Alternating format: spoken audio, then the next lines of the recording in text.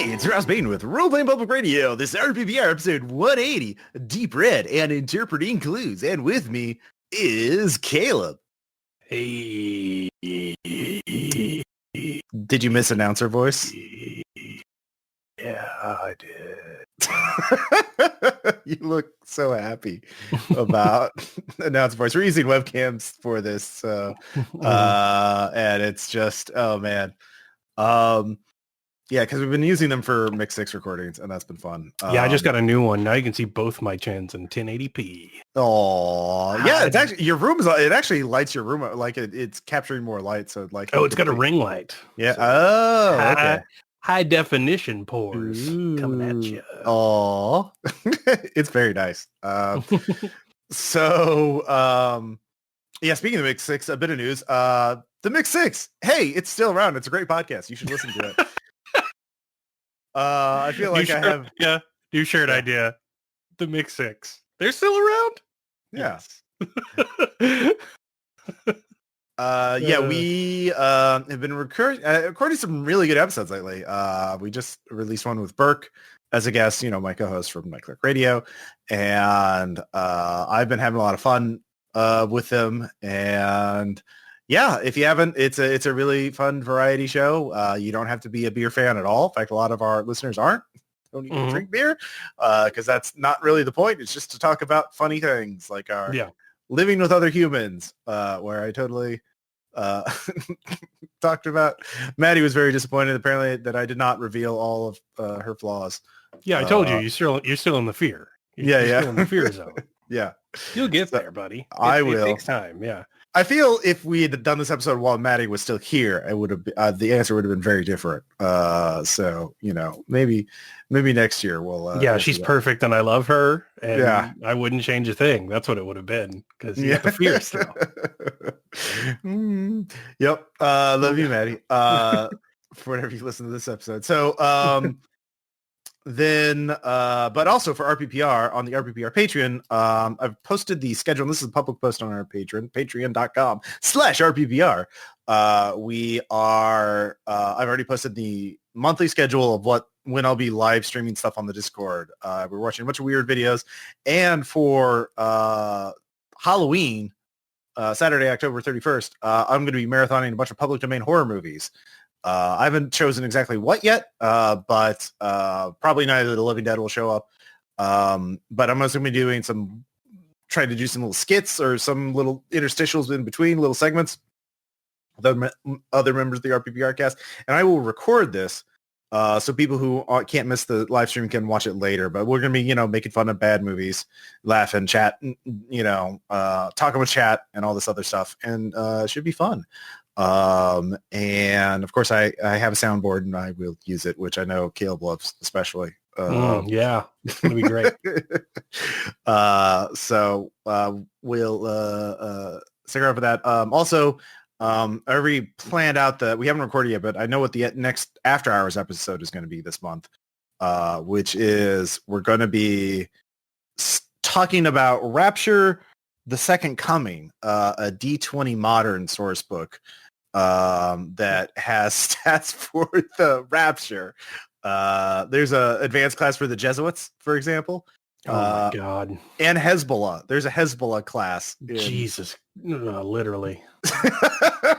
But we're going to be taking that, and then we're going to be watching as homework for this episode. Some of the members of the RPPR cast and I are going to be watching the Nicolas Cage Left Behind movie. And the question we're going to try and answer in this episode of After Hours is, how would we stat out Nicolas Cage in that movie using Rapture, The Second Coming, D20 Modern? Homework, Christian D&D, and Nick Cage. Three of my favorite things. Turns out I'm busy that whatever day you said that was. I got a lot to do that day that you said that was happening. You're not even a little bit curious about watching Left Behind with No. I mean, I would probably do that in the tub.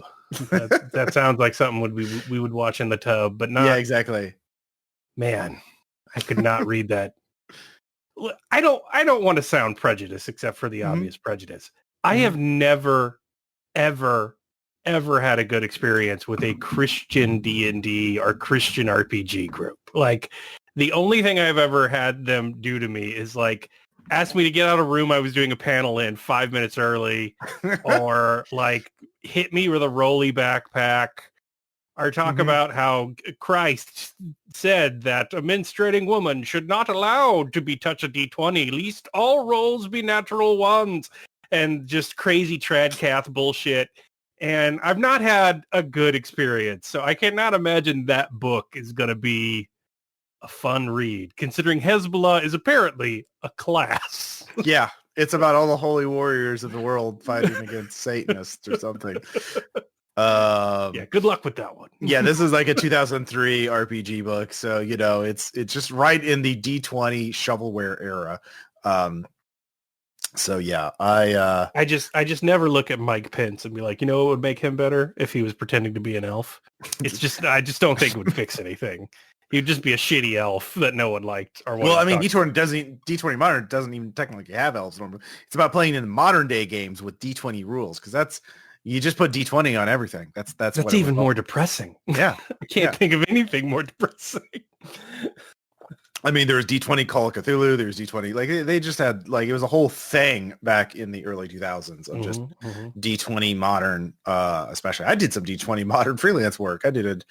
I think maybe the low point of my professional career was writing a D20 Modern Prestige Advanced Class, whatever you call them, for the Buffalo Hunter of the Civil War. So like, or Buffalo Soldier. Yeah, two very different things. yeah. Sorry, it was the Buffalo Soldier. Yeah. So, or D20 Jack the Ripper stuff. So yeah. Yeah, it was it did not pay very well. I did not work very hard on that. kill 1d20 wretcheds per night. Yeah. All right. Cool. So but anyways, it's October. We should talk about spooky things. And not too long ago I watched a great horror movie on Shudder.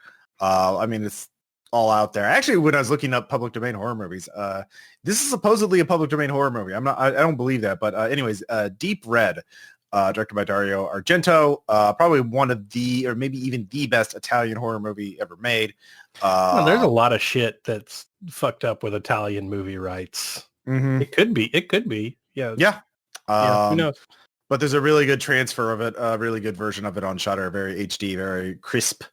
And it's certainly worth watching if you haven't seen already. And also, this episode is going to be just nothing but spoilers about this movie. So if you have not seen this movie and you were planning to watch it, don't listen to this episode. Go watch the movie, then listen to this episode, because I'm going to like the whole movie is a lot better if you don't know what the twists are before going in.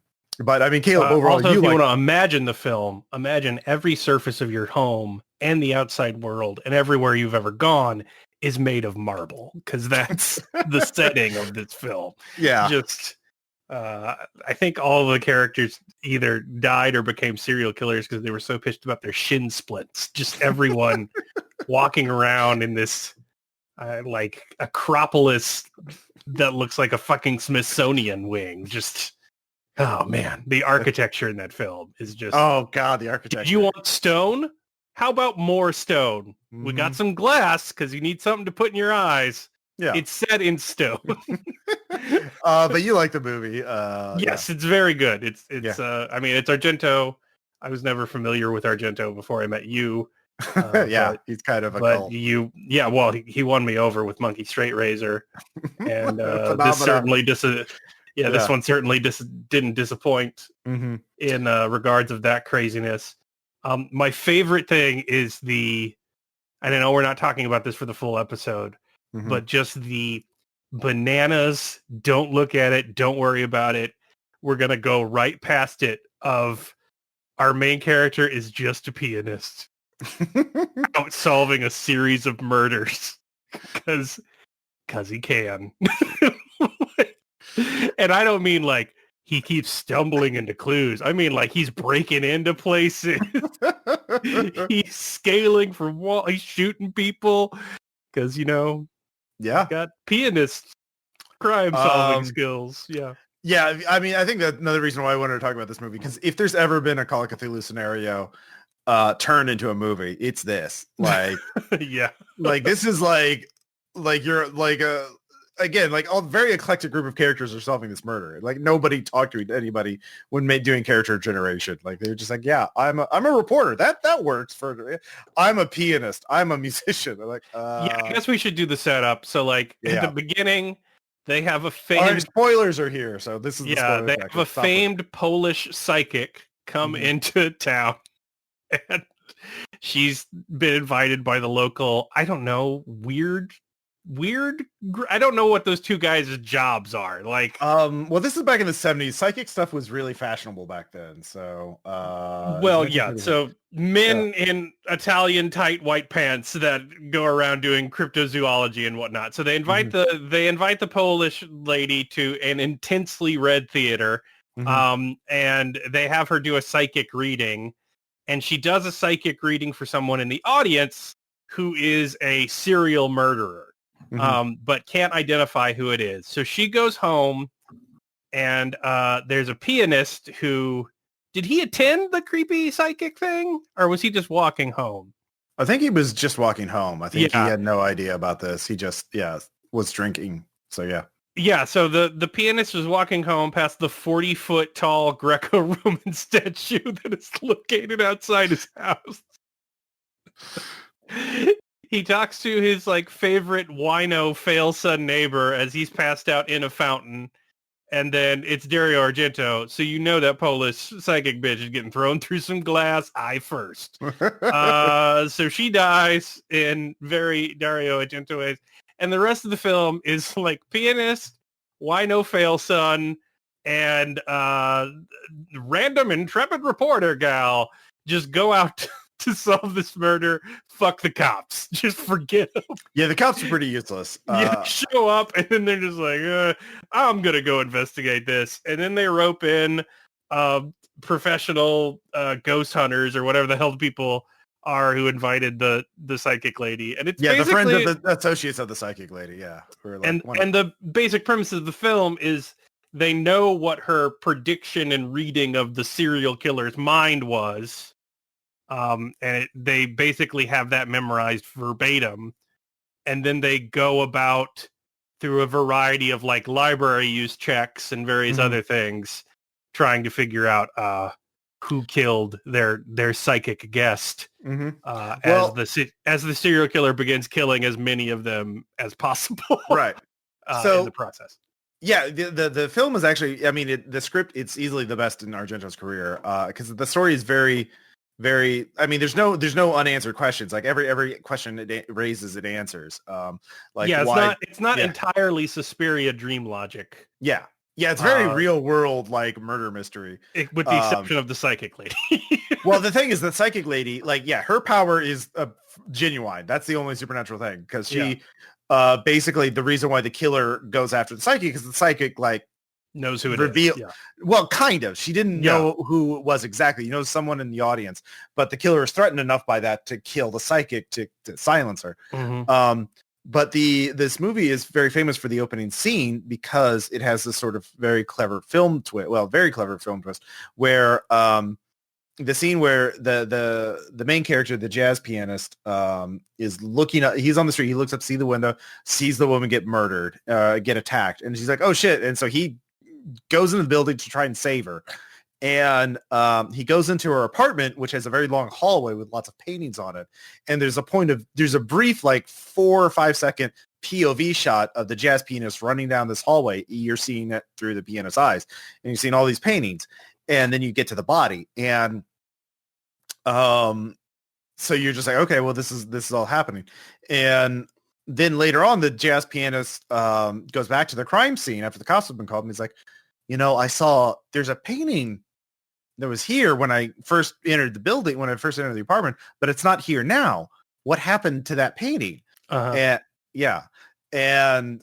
that's the crux of the thing, that in terms of games. So like the reason I wanted to talk about this movie, because this is sort of like, you and I have both run a lot of Gumshoe games and mystery games in general. And Robin Law has sort of designed Gumshoe to sort of resolve this sort of problem in game design or running scenarios where like what's the difference between finding clues and interpreting them?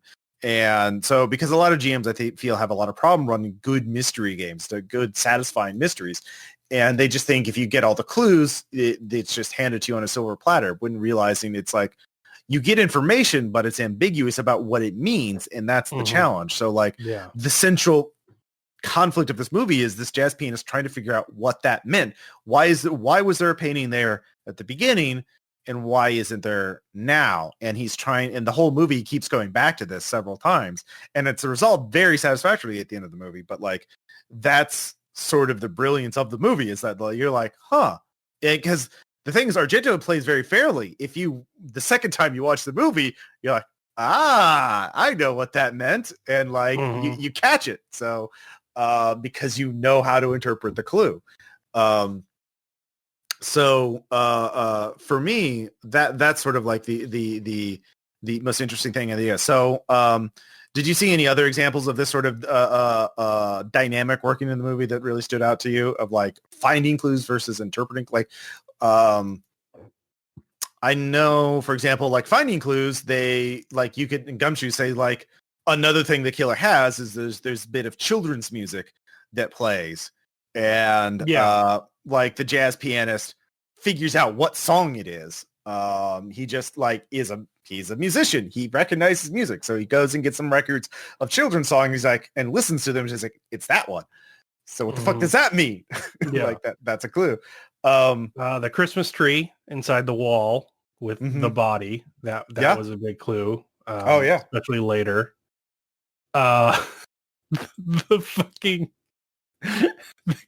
okay, this is the most fantastic part of the movie to me. So he's a pianist and she's a journalist. So of course they break into a middle school in the dead of night. And they go into the archives of the middle school, where they have saved every drawing of every student for 50 fucking years, dating back to the war, which was just, I can't wait to go in like to grade one Sunday and just find Cthulhu investigators going through our archives of student work, which is, I guess that's a European thing. But so basically the killer turns out not to be the killer, has made, murder psycho drawings of when he was a child. And that also reveals it. For me, like, I really think the strength of this in terms of like, if we're going to gamify it, is like, if you're going to do red herrings, this is how you do it. And you do it by anchoring it in a mystery that isn't resolved. So it lets your players know this is not the end and you haven't reached the false conclusion. Like, because at multiple points, he thinks he has it figured out. But then he goes back to, because all the other clues fit. Like when he finds the drawing, it fits with the scene he found in the house with the dead guy, and then he fits in that. But then it always goes back to that painting, and there's no explanation for it. Or it always goes back to like, oh, this event, and that doesn't square with it. Like the interesting part about it to me is that the entire film is basically chasing red herrings. But he learns they are red herrings precisely because he has these clues that cannot be squared with the rest of the narrative until he gets to the very end and finds out who it actually is. So for me, that's what I found super interesting about it, because I like the idea, like, I don't know, you said spoilers. Yeah. I feel like if people were just like, oh, that thing you thought was a painting was actually a mirror and a painting. Like, I feel like people would be like, I can't tell the difference between a mirror. When I was like, I feel like people might call you bullshit on that, because players really hate to have their perceptions fucked up if there wasn't a roll. And that's part of where that interpretation of the clue comes from, was that their perception was wrong. But I do really like the idea of like, oh, you found the killer, except it doesn't make a lot of sense why this happened then. Or except they couldn't have done this version. They could have done the other three, but they couldn't have done this killing. Like, I think that is an interesting way to make a detailed, layered mystery without having the no red herrings, don't get caught in a a loop of wasting time kind of thing. Because that's the problem with a lot of gaming. They feel like anything spent not directly moving towards the plot is going to be, faffing about and dithering and unnecessarily lengthen the game. Whereas I think it could be very interesting to have these sort of red herrings, but then at the end, okay, that interpretation doesn't quite fit because here are these leftovers. You're looking for a puzzle that uses all of the pieces. You know what I mean? Oh yeah, no, that's actually a really good point. And some of these red herrings, though, I mean, they're red herrings in that they don't resolve who the killer is, but they do provide information. Like they sort of round out like what happened, the story of what it is. Like give your players all of the pieces, but they have to assemble it into a picture that makes cohesive sense and doesn't have leftover components. Because I think that's an interesting way. It's not so much can you find the clue, it is can you take all the clues and arrange them in a narrative of structure of events that everything is accounted for. Yeah. And I think it's really interesting if you're just like, well, if you leave out this and this makes perfect sense. And so they can be like just, I don't know, I was going to say North Korean cops, but also American cops. They could be like, hey, there's a guy. Guys have hands. He's the killer. Like, they can do that if they want. Yeah. But I mean, and the thing about that is if they do that, like this movie's also a very good example because it shows every time they fail to interpret the clues correctly, the killer strikes again. Like, yes. Like, and so like escalate things or like tries to kill somebody because there are, they're like, so in a game, like every action, there's a reaction. And so like the killer's motive is very easy to understand. The killer doesn't want to be revealed. And so every single killing is basically a way to stop this investigation, which is of course motivated in part because one player wanted to get an extra fate point or will point or whatever. But like, oh yeah, I'll take his photo and make sure that the chief witness of the crime has his photo in the newspaper. Yeah, exactly. Which was a baller move. Yeah. I appreciate, like, how else would the killer find out who the fucking witness is? How else are they going to find out who to kill and who they need to kill? It's like, oh, well, that makes sense. But yeah, so when you're designing a game, I guess that sort of thing is to think about the entire, because obviously this was set up with a very elaborate backstory. So as we mentioned, spoilers. So the killer is this woman. Her son. She is the mother of the drunk. That's the friend of the jazz pianist. And that's a red herring. Is that later towards the movie, the jazz pianist think it's his drunkard friend, but then he's like, wait a minute, that doesn't make sense because he was with me. He was not in the apartment and down on the street at the same time. Which was like something I said was bullshit in the middle of the movie. Like he would know it's not him, but like I will appreciate that Argento was like, well, his friend was shooting a gun at him at the time, so that's a pretty strong case that this guy's the killer. Yeah, but I am glad that like he eventually came to the realization, like, wait, that's physically impossible. And she had killed their husband, that guy's father, her husband, a while ago because he was going to commit her because she was crazy pants. So she killed him in front of the kid during Christmas while the creepy song was playing, which is what the psychic identified. And then she bricked up and walled up the room where she murdered the dude and just pretended it wasn't in her house anymore. And then that's where we get extended scenes of our pianist wandering through, desiccated marble building because everything's made of marble. And and then she raised her son poorly because she's fucking crazy. And then they went to go see a psychic, and the psychic clued in, which was really on here's what I thought was interesting is that she didn't identify when you actually look at the transcript of what she said, she wasn't reading the thoughts of the mother. She was reading the thoughts of the wino son. Oh, that's something I didn't pick up on. I'll have to the thing she said to the wino son Mm-hmm. like was also heard with the music. So like Mm-hmm. the wino son is the one that gave the thing away accidentally. Okay. Yeah. But Because he's more tormented by it. That's why yeah, he's like yeah, a he's drunk. the only Yeah. one who gives a shit. She's Yeah. fucking crazy pants. Yeah. And then so then he tries to cover up for his mom's serial murder because he's pretty fucked up too. Mm-hmm. And and apparently she is got some old lady strength. I don't even know. She just kills some people. Like, you know how hard it would be to stab a knife through a dude's fucking vertebrae and pin him to a desk? She just murders the shit out of people in that movie. Like, Mm-hmm. she is strong. She's jumping fences. She's stealthy. Like, She's man. got that crazy ass doll in a great scene. Oh As a God, distraction. that was legitimately the scariest part of the film to me. Like that, like when that thing came out on calls, I was like, fuck no, nope, nope, Yeah, it just moves nope. wrong. Yeah. That was awful. Yeah. Yeah. But the whole thing is, and the way it all comes back at the beginning is the jazz pianist is, so again, he can't figure out why this painting is missing.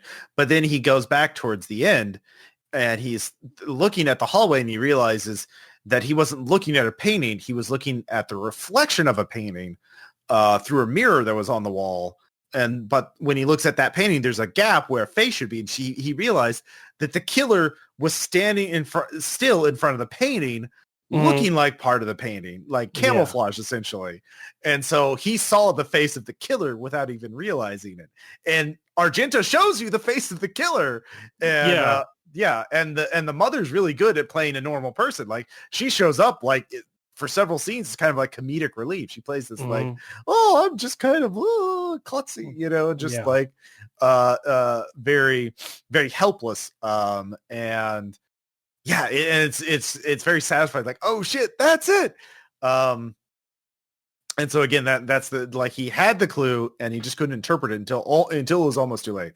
But there are times in the movie where just finding the clue is challenging too. I guess the biggest example of that is the steam.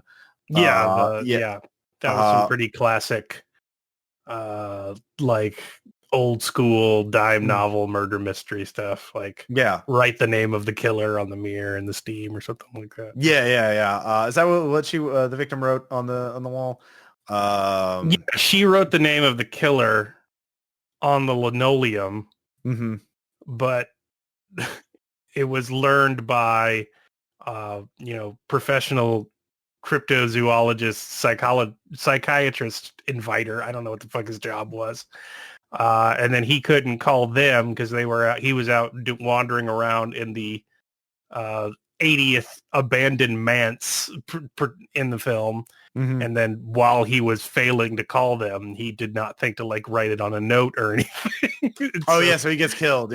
So she comes to murder him. So that was a very good. So she gets the one victim gets killed because she knows some information, doesn't even realize the significance of it, but she writes something on it's a steamy bathroom and she writes it on the linoleum and the other guy figures it out. So just finding the clue is a challenge, and then like obviously was going to solve the case, but then he gets murdered. Like you can still be satisfying even with bullshit. Like one of the guys who invited like psychologists, like what he's like, it was odd. It's like, well, I think we should be looking for a more supernatural explanation. I read a book once called The Black Woods and the Manse about a screaming voice that was heard in an abandoned house. And then he goes to the library, which of course looks like an art museum and everything else. And he's like, he gets the book and he finds this picture of this house and this like folklore story and local legend about they just heard a child screaming, but the house has been abandoned for a long time. And so he rips out the page of the book and then just starts driving around Italy trying to find it. And then one of the trees in the picture is very odd. So he goes to these arborists in Italy. And then one of them's like, I donated this house. And so he continues just randomly driving around Italy until he gets to this house that happens to be the house that the mother and the son lived in when they killed the father, and the scream that people heard was the kid when his dad got stabbed. And that is just like the most ridiculous chain of stupid, dumbass coincidences. Like, it's like, yeah, I wonder what's going to happen. It's like, this reminds me of an old dusty book I read once that has nothing to do with what we're talking about, but it will be the clue that cracks the case. And then that guy never shows up in the film again. He's literally like, read this book of ghost stories, and he disappears from the narrative. Yeah, I mean, that's it's like a super satisfying ending because it's not so much, the mystery's not about finding clues. You get the clues, however, no, any amount of bullshit is fine to get the clues, but your players will still feel accomplished if they can make them all fit into a coherent pattern, which, I mean, is at least true of the narrative of the film, because that was the most whackety schmackety do clue reveal I've ever fucking seen. I'm like, oh, here comes the red herring. And then, like, as he keeps investigating this fucking house, I'm like, was that really it? Was that was that the lead they needed? I read this book of ghost stories once that I half remember. Yeah, no, that was a stretch, but like, I mean, in game terms, that's like, you know, when you're running a game and players like, can I just spend a point of, I'll spend 3 points if I call it. Give me something. He's like, God damn it. Fine. There's a book. I spent 4 points of folklore to find the serial murderer. All right, I guess. Yeah. It was very good though, because like, yeah, because the guy has to go, the jazz pianist has to visit the house twice to figure it all out, and like has to do some fucking urban exploration. When you have a house like that as a set, you want to get your money out of it. Oh yeah, no, it's very good because they like he finds a hidden mural on the wall and chips away at it, finds a hidden room in it, and he has to like climb over. Place has a 40-foot tall oval window to hell in the main stairwell. Yeah, it's the places people live in this film is just bananas. Like, is that how everyone was living in the 1970s in Italy? Because Jesus Christ, ridiculous. Not bad, huh? Just the sound of Italian loafers against marble would be all you could hear. Like, click, click, click, click, click, click. So yeah, I guess in terms of going back to like art RPGs, so as a GM, like once you figure out the backstory, then it's easy to like lead players to clues that provide information about that. But I guess then the problem is like how to make sure players can interpret them correctly. Like, I mean, I think that the standard thing is just provide escalating things every time they fail to interpret something, like have something bad happen, but then give them more information. You know, every time somebody gets murdered, they're like, well, I guess we learned something from that. But yeah, like if you were designing this kind of scenario, like something sort of inspired or set in Deep Red, or like in this style of horror, where do you think would you start? Would you start with like the backstory and kind of work your way forward, or look at what the players are wanting to do in terms of like their characters? Because again, like very eclectic group of player characters, you know, psychic, jazz pianist, reporter, psychologist. I'd probably work backwards. So you want a coherent narrative before you start.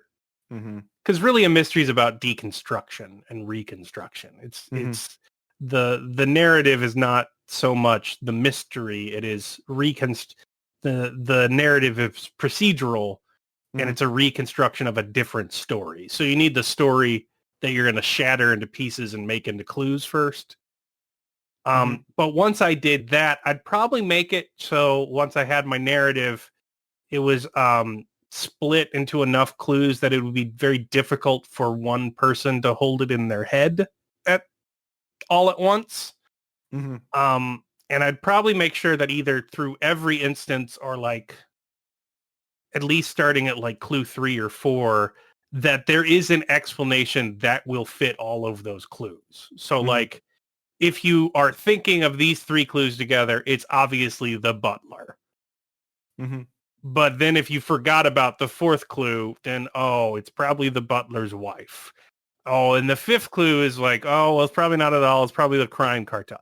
Like, if I was going to make a deep red mystery, I'd probably make it to where you would only get the right answer if you could coherently add this number of clues that is too big for your average person to hold in their head at once, to get to the real story. But I would have plausible explanations for you to fuck up through every other combination of clue you could arrange. Okay, yeah. Kind of like Nagali C2, but if you leave anything out, you're just going towards a different wrong answer. Mm-hmm. Like, and you need to combine them all in a certain order or something of that. Mm-hmm. Because that if I was going for something constructed by Deep Red, that seems to be the case. Because he's really punished every time he doesn't. He's punished every time he's like, well, this fits except for that painting, and then somebody else dies. Yeah, like he can't integrate the painting. Or he nearly gets killed. Like the killer comes after him once. Yeah.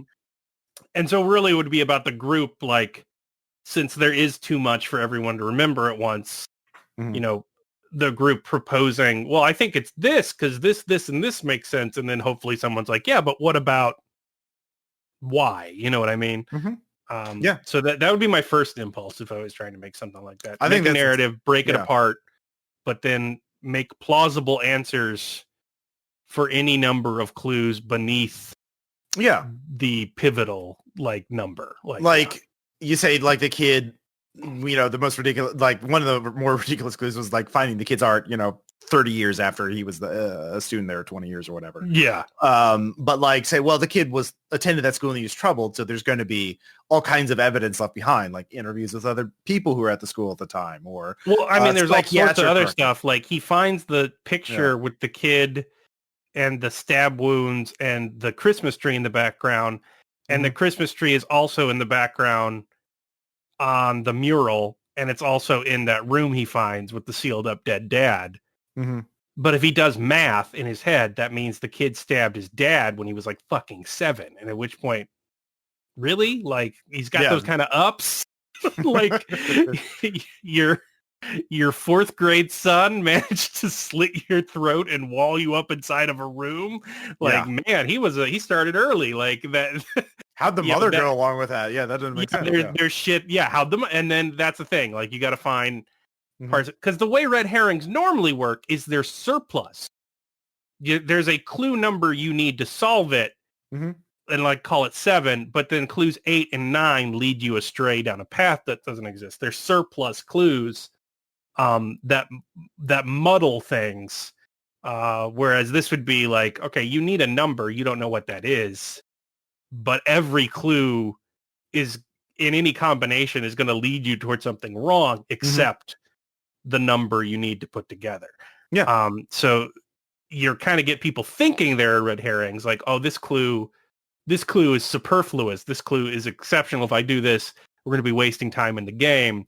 So let's focus on the main things. Who gives a shit about this fucking painting missing? This guy has motive, opportunity, time, all that kind of stuff. But then you're kind of reversing the formula. Like, you're sort of trained people on mysteries and games to ignore things that are superfluous to the plot. Whereas in this case, like, the thing that was keeping you from the mystery is that there's nothing superfluous to the plot. Like, you should have integrated the painting in there, or the weird kid song didn't make sense, or, like, one thing that early on in the movie that the jazz pianist sort of like picks up on Carl on the drunkard. It's like, where is he? And he tracks him down, and it's very suspicious. Like, well, what's he doing? But then you find out, and he figures out that this is a red herring. That the drunkard friend is actually just gay, and he was visiting his boyfriend, and like is closeted, so he's keeping that a secret. So at first it seemed that was very suspicious, but it's like, oh, okay, well, that's an example of a red herring that could be that he figured out on his own without anybody having to get murdered. But that is sort of the clue, finding the right clues that fit and ignoring the rest. I do also think, especially with this one, is not just the mystery, but also, like, to make it memorable, you also need to give it style. Like, I think a stylish game, a game with unique sort of things, is more memorable. The one where it's just a bad guy, or a bad guy with knife, or bad guy with sword, or gun, or like, Like we mentioned, Yeah, the kills in this movie. I wouldn't directly adapt Yeah. Deep Red unless like you're LARPing it and you all have very high collared shirts and like zip up boots and you exist in a world made solely of marble. Yeah, but like, yeah, you could do something like this with like a ghost story. That would work really well. Like if you have to put the spirit to rest, you gotta find its real killer or who upset its grave or something like that. So you could do a lot of stuff with the basic premise. But yeah, just well, in terms somebody's of what killing these random Italian people doesn't make right. Well, but like the killer has a unique MO and style, like not just like they have a portable audio player to play that children's song every time they kill. Yeah. And then like the way that the kills are made are very like stylish and unique. Like the one with the doll, like there's a little like automaton doll that walks out just to distract one of the victims so this killer can sneak up behind him and stab him with his own knife, which was quite baller. But like, yeah, as we've been describing the city and the fashion and everything else, it's a very unique and distinct and particular place. And the killer also, the killer never makes random kills. Like every single murder is done to further the agenda of the killer. And like, and it's never like, the killer never has information that was Deus Ex Machina, like got the name from the newspaper, or the killer knew what she had done, so like she knew who was involved, so she's like, oh, I need to shut her up. I need to, then like, well, I mean, sometimes she like, again, old lady is a ninja. Like at the house where she killed the lady who could identify her, she sees professional psychic hirer dude figure it out and leave the home, and then it's the Argento first person killer camera. It's just she's just suddenly in the courtyard and then she sees and identifies him and then she just sort of teleports away. Yeah, she is very fucking stealthy. And it's very fucking good. But yeah, no, like give it a little panache is what I'm saying, I guess, when you're running this kind of a game. Give the villain and again, supernatural elements can be very, very, very minor, or they can be very large. Like having they're psychics. Why not? This one's dead. I guess you got to do everything the old fashioned way now. I do think something like this would benefit from pre-gen characters because then it's easier to, if the goal is to give them all the clues and watch them try to interpret it, it's a lot easier to figure out how you're going to reveal that evidence if you know the identity of people before you're writing it. So either make characters first or give them pre-gens, or else you're going to have, I don't think Argento did that because this pianist was like, breaking into middle schools and stuff like that. So yeah, no, that's fair.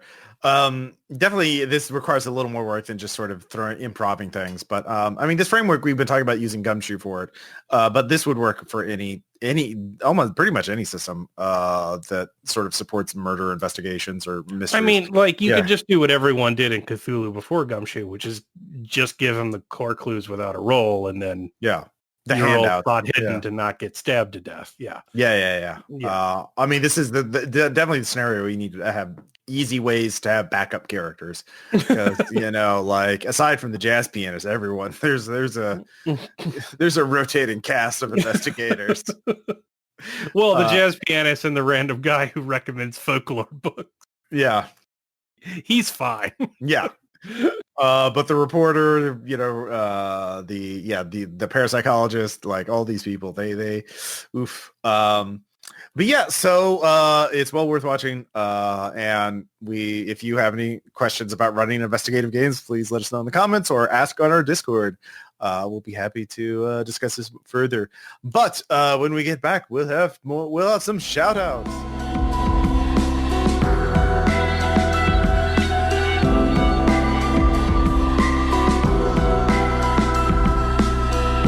And we're back after some music that I have yet to choose. Well, I'll figure that out later. Anyways, let's talk about some shout outs, some things we've been playing, watching, reading, all that fun stuff. Let's start with a game both you and I have played a fair amount, and might say addicted. That might be too strong of a word, but Slay the Spire. I was definitely playing it while we were doing RPGs earlier today. So, Aw. yep. Are you doing the Addicted is daily? the right word. Yeah. Yeah, Slay the Spire is a roguelike deck building card game that's available on basically anything that is computerized these days. It's dungeon crawling. You're going up a tower, slaying monsters, getting treasure, trying to get to the top. There's not really a story. Just get to the top, and there's every character class has a different type of deck. But it's very addicting because every character type plays very differently. And there's the daily challenge mode. There's a hard mode called Ascension mode, which gets really fucking hard really fucking quickly. I haven't beat normal mode yet, so okay, yeah. I've gotten to like Ascension 2 or 3, and then I was like, no, this is not fun anymore. So I've just been doing daily mode, daily challenges, which are just they get pretty silly. Have you tried daily challenges yet? I have not. I keep telling myself I'm gonna do the main story yet, but I just got to level 4 and I can't beat level 4. Something always goes wrong. Wait, are you trying to get to the heart? Yeah. Oh wow, yeah. No, actually, I have not done the heart myself. I tried once. I was like, no, this is meh. So I've gotten to I've gotten to the heart before, but I've not beaten the heart myself. Oh no, yeah, I've gotten to the heart like 3 times, but I can't finish the deal. It's you the really worst part, those little tentacle guys with the spear and the one with the shield. Those the guys guardians. suck. Yeah. Those guys are pretty hard. You have to have a pretty ridiculous deck, something really broken. Which requires the right kind of drops because it's randomized. You don't get to it's deck building, but it's not like you build a deck at the beginning. It's like you get a standard deck type, and then like you get choices of like 3 different cards per encounter to and you can't remove cards except through very special circumstances. So it's just perfectly addicting. Like it's the perfect length. It's the perfect amount of engagement. It's like the perfect abnegation game. Like I just constantly have it on the background. It is it obsesses me. It is very, very good. So yeah. I'm probably going to go play some after this. To be perfectly honest. Yeah. Well, but there's another game you've been playing that has not it's also addicting too, but you just got that, right? I just got this. It's Hades. It's very, very interesting. It's another roguelike, and it's sort of it looks, I mean, I don't want to say isometric because it's not turn-based by any means. It's very much a dash around and slash kind of game. It kind of reminds me of Ruiner if you like reskinned Ruiner away from cyberpunk and towards Greek myth. But it is interesting in that while it is a roguelike, it is from Supergiant Games, so the soundtrack rules. Like, I didn't know I needed theremin lyre metal in my life, but I do. It is a very, very cool soundtrack. And then what's really interesting is that I don't want to say dating sim, but like I don't know what else you would call it. Like between runs, everyone comments on the runs you've just made or runs you've made in the past. Like if you find a boss, the boss knows that's not the first time they fought you. Like when you go back to the start because you died, like Hades, who is your dad, is just like, yeah, it's hell. You can't escape. That's why it's hell. Stop trying. Or it'll just be like, oh, the night witches got you that time, huh? You should try shooting them. And you're like, thanks, Hypnos, you dick. Like it's very much got like Mass Effect, talk to your buddies around the ship scenes in between your runs, which is good because what most roguelikes lack is any sense of like weight or stakes in your story because you are just going to endlessly do the same fucking thing over and over and over again. But Hades does the cool thing in that you do have some level of persistent drop. Like you can maintain certain things between a run. And then you're constantly interacting with your cousins and nieces and brothers and sisters in the Greek pantheon. And like talking to them will change the way they feel about you and it will reveal more story. And all that stuff is very interesting. It gives far more weight and stakes to what is essentially just run around and slash shit of a general roguelike. So good soundtrack and very interesting story in between the and from what Twitter is, whatever his name, Zagros or whatever the main character's name is, just very strong himbo energy. So himbos are big in 2020. That's kind of what I got on Twitter, is the people are very thirsty for him and the rest of the Hades cast by extension. People be thirsty for those characters. Yeah, not why I'm playing it, but it is very well written. It's extremely well narrated. I mean, these are the people who did Bastion, so of course, and the story is interesting. I haven't gotten very far at all yet, but yeah, it's I think the reason they are thirsting after him is not just the art. It's that like there's a lot of character development, which you don't get when you're just throwing Shovel Knight through hell again or whatever else you're doing in a roguelike. Yeah. So, yeah, I like it. Okay, cool. Shovel Knight is not a roguelike, by the way. Oh my God, here we go. I mean, Slay the Spire would be a better example because there's okay. All right, just... but speaking of very interesting characters, another game I think we both played is Carrion, which is on Game deep Pass. Characterization in that one. Hungy, one out. You are a mess of intestine tentacles. I prefer to think this is the prequel for Meatwad, because you are a giant meatball man thing swarm. And you're hangry. You're very hangry. You're very hungry and angry at the same time. And you want to get out. And it's a really fun Metroidvania. Yeah. Oh man, they need a mini map though. Jesus Christ. God, yeah. If you want a game that you are going to get cripplingly lost in, it is scary. Because it is wonderful with the exception of that. But like by hour like 3.5, I'd done everything. I just couldn't fucking find where I needed to go next. And I just spent like an hour one day wandering every level systemically to like try and find the one thing I missed. But it is very good. The part I like about it best is like when you're not just trying to survive and you're not just like trying to get through this area to go something else.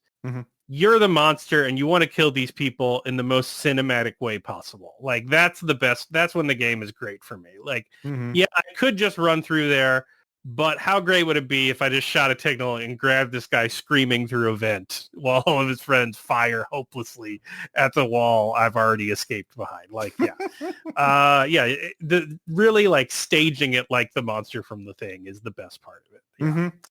I definitely agree with you on the mini-map thing. I got lost. I had to go online and look up maps to figure out my route of like, because like especially early on, like the areas look a lot alike. There are all these industrial like ruins and wastelands and factories and shit like that, and it's just like, oh my God, I don't know where to go. And the game does no hand holding. It's just like, yeah, go here maybe. What's your objective? But it's still incredibly fun. It's on Game Pass if you have that. If not, it's only like $15-20. Good soundtrack. I think my favorite part though wasn't necessarily the killing, just the movement. Your character moves so fast and just in a fun way.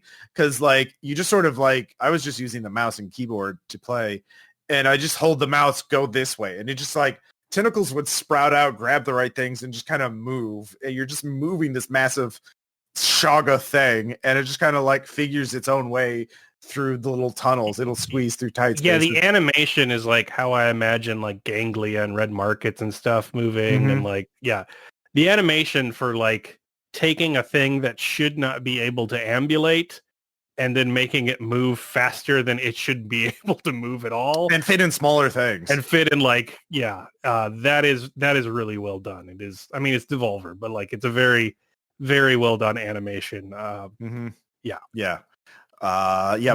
doll when you kill somebody is also very good. Yeah, I hope they add more to it. I hope there's DLC or something for it, because like I think the base game, it's a very short game. Like even with getting lost and it's 3.5 hours if you know what you're doing. Like it's very fast. I do want to see speed runs for it though. That I think that's going to be really cool. That'll be fun.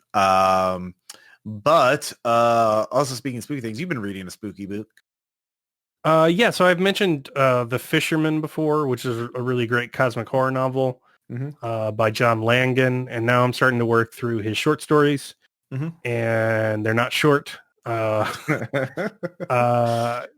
off, I really like John Langan because he is a professional academic. So when he does like Cthulhu-y, I found the monster in the archives kind of shit, it has a higher level of verisimilitude than a lot of other authors. And there's a lot of those stories in this collection, but I've been reading The Wide Carnivorous Sky, which is a good collection of his. But Langan is first and foremost a literary writer. Like he made it, like he made his bones teaching MFAs and writing workshop stories and stuff. So he has a very solid foundation for description and characterization and stuff of that before he just decided to say fuck it and become a horror writer and then became successful.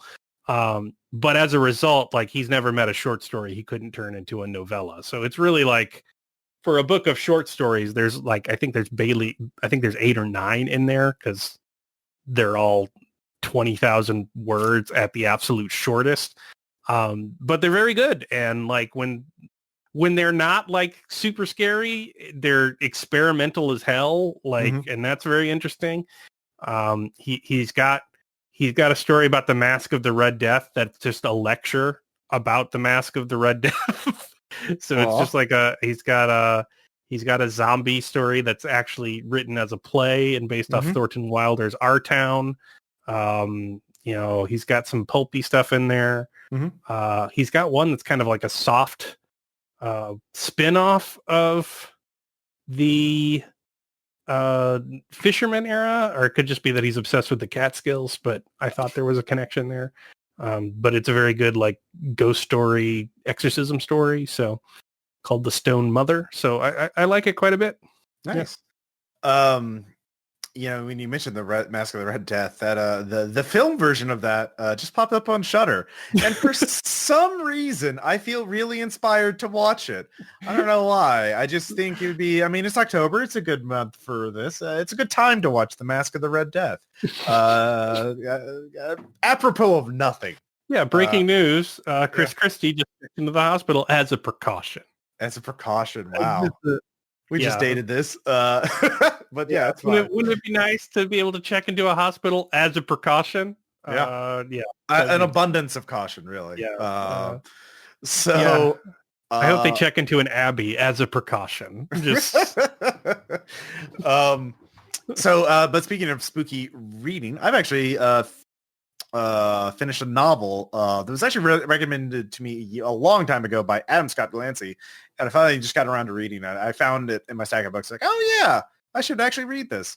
You know how you buy books and you're like, I'll read this, and then you never do. I don't know what you're talking about. You're definitely not looking at a big stack of books that you're maybe. Anyways, this is Radiant Dawn by Cody Goodfellow. This is part of a it's a 2-novel series. I'll have to read part 2, which is called Ravenous Dusk. But part 1 is very good. It's very Delta Green. Because basically it's about a covert war fought between a conspiracy, a group that calls themselves the Mission, and a group calling themselves Radiant Dawn. And the two POV characters, or people who get caught between these two groups. A former special forces guy who has Gulf War syndrome, and a nurse who has terminal cancer. And they find, and there's a lot of cool things about this novel. It's very like body horror, like biological, like gross things happening to people. But also because these two people who are not like, totally normal, like the guy's former special forces, but like still seeing people from the outside, like actually reacting to a Delta Green style conspiracy. Like, oh my God, you people are fucking nuts. What the fuck is wrong with you? Like, even after the Delta Green conspiracy, no, we have to do this to save the world. Like, we have to stop Radiant Dawn. They're really bad. Like, yeah, you guys are still fucking crazy though. Yeah. That was pretty reassuring. And like, a lot going on between like each of the group, and then there's like the FBI guy trying to find, because basically one of the inciting incidents of the novel is like the mission steals 4,000 gallons of napalm, or like a massive load of napalm. They're like, oh, that's bad. The government should find out what happened to that napalm. And it's if you like body horror, if you like Delta Green type fiction, Raining Dawn is quite enjoyable. And there's some really good like gross scenes in it that I'm definitely going to rip off for Delta Green or something like that in the future. But yeah, it's quite fun. Let's see here. Was there anything else? I had a movie that's also on Shudder. It's a Shudder exclusive right now called The Beach House, which is a college-age couple that are kind of not... So like the Lake House? Does Keanu Reeves have a love affair through time? No. There are... Yeah, no. And it's by a beach, not by a lake. So very different. So this college-age couple shows up to the guy's father's has a beach house, and they're like, well, no one's there. Let's just go there and unwind for a while. And so they show up. But the father's middle-aged friends are also there. So like it's two couples who run each other in the same house, and they're like, oh, well, I guess the house is big enough for all of us. We could just share it. And then what happens is cosmic horror just rolls in on the beach, just like, and so it's... Yeah, check that out. Yeah, it's just, I don't want to spoil anything, but like there's a really nice dinner conversation. Like it's actually well acted, and like the beginning part is about these people in these fraught relationships trying to get by, and there's also a really good scene involving edibles. They're just like, God, you need to watch The Invitation, man. If you want an awkward... No, I did watch The Invitation. Oh, you did finally? Yeah. No, that was really good. That is my favorite awkward dinner party turns into what you feel like is happening at an awkward dinner party. Yeah. Yeah, The Invitation. Let's just put that in as another shout out if we that movie fucking rules. Yeah, no. I think I watched it with Maddie. Yeah, no, it was quite good. And I've certainly been at those kind of dinner parties before, and oof. But yeah, they didn't turn out that bad. But yeah, The Beach House is kind of a chill horror movie. It's horrific, especially towards the end. But like, yeah, there's not really jump scares or anything like that. It's more subtle, like a low budget Annihilation in some ways, a little bit. So yeah, I quite enjoyed it. Yeah. So yeah, just some spoopy things for y'all. So if people want to reach out to you, Caleb, you are at Hebanon GCal on Twitter, I believe. Yep. And of course the Mix Six. Go back it on Patreon. Go join their Discord and ask questions. Do their surveys for their episodes and stuff like that. And of course I'm also doing that Night Clerk Radio. Burke and I are going to be doing an episode on John Carpenter's music pretty soon, so that'll be out hopefully before the end of the month. And our next episode is, we just did an episode on dark jazz, so very, very spoopy. Of course we're going to go into more horrific music after that, which is Musetcore, which is a niche subgenre, even vaporwave, but it's exactly what you think, Caleb. You remember that MIDI music from GeoCities? Like yeah imagine that as a genre of music, just like cool. Really excited for it. Yeah, it's a great episode. We had a lot of good fun talking about it. But yeah, don't forget patreon.com/RPPR. I am at Ross Payton on Twitter. Anything else you want to plug before we go, Caleb? No. All right. Well, thank you all for listening, and we'll talk to you next time. Bye. Bye.